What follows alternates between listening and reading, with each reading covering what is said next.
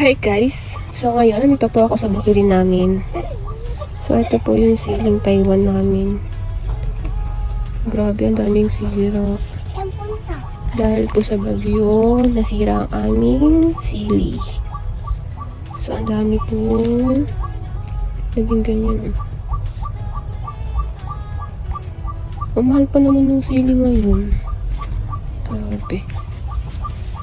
Sayang, sira siya. Pero may mga buo-buo naman.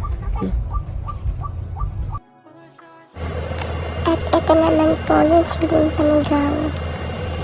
Ayan, ang daming din sira.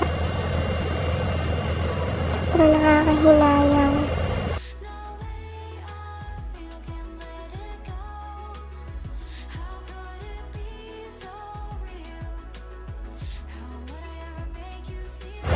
Kunwari po nakabuto si